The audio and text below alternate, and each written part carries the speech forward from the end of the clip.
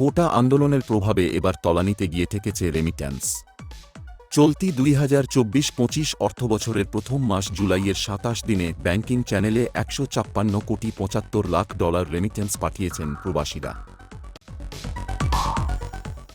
বাকি ৪ দিন যদি এই হারে রেমিট্যান্স আসে, তাহলে গত ১০ মাসে সর্বনিম্ন রেমিট্যান্সের রেকর্ড হবে। ব্যাংকাররা বলেছেন, কোটা আন্দোলনের কারণে ইন্টারনেট বন্ধ থাকায় রেমিট্যান্স কমেছে।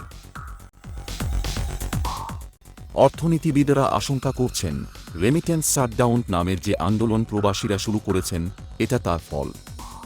বাংলাদেশ ব্যাংক ২৯ জুলাই সোমবার রেমিট্যান্সের সাপ্তাহিক পরিসংখ্যান প্রকাশ করেছে। সেই পরিসংখ্যানে দেখা যায়, ২০২৪-২৫ অর্থবছরের প্রথম মাস জুলাইয়ের ২৭ দিনে বিশ্বের বিভিন্ন দেশে অবস্থানকারী প্রবাসীরা ব্যাংকিং চ্যানেলে $১৫৬ কোটি ৭৫ লাখ দেশে পাঠিয়েছেন প্রবাসীরা। বর্তমান বিনিময় হার প্রতি ডলার ১১৮ টাকা হিসাবে টাকার অঙ্কে এই অর্থের পরিমাণ ১৮,৪৯৬ কোটি টাকা। প্রতিদিনের গড় হিসাবে এসেছে $৫,৮০,০০,০০০ টাকার অঙ্কে, যা ৬৮৫ কোটি টাকা। মাসের বাকি ৪ দিনে এই হারে এলে মাস শেষে রেমিট্যান্সের অঙ্ক $১৮০ কোটি হবে, যা হবে ১০ মাসের মধ্যে সবচেয়ে কম। এর আগে গত বছরের সেপ্টেম্বরে $১৩৩ কোটি ৪৩ লাখ পাঠিয়েছিলেন প্রবাসীরা। এর পরের ৯ মাসের ৫ মাস $২ বিলিয়ন বেশি রেমিটেন্স এসেছে দেশে। ৪ মাস এসেছে $২ বিলিয়ন কাছাকাছি। দেশে রেমিট্যান্স প্রবাহে ধীরগতি নিয়ে শুরু হয় নতুন অর্থবছর। কোটা সংস্কার আন্দোলনকে ঘিরে দেশজুড়ে সহিংসতা, মৃত্যু, ইন্টারনেট বন্ধ, কারফিউ, মামলা, গ্রেপ্তার ও প্রবাসীদের উৎকণ্ঠার প্রেক্ষাপটে রেমিটেন্স প্রবাহে আরও পতন দেখা দিয়েছে।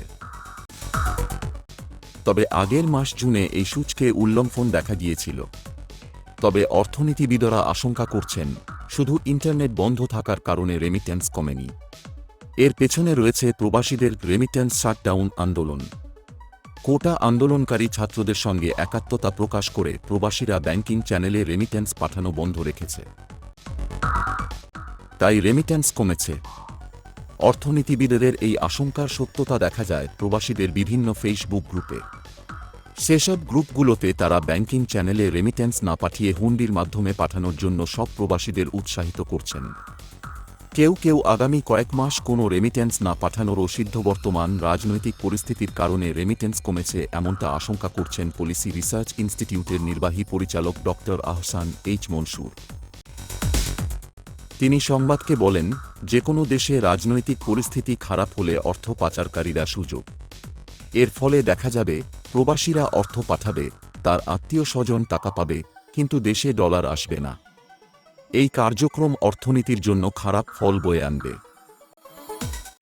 এটা চলতে দেওয়া যাবে না।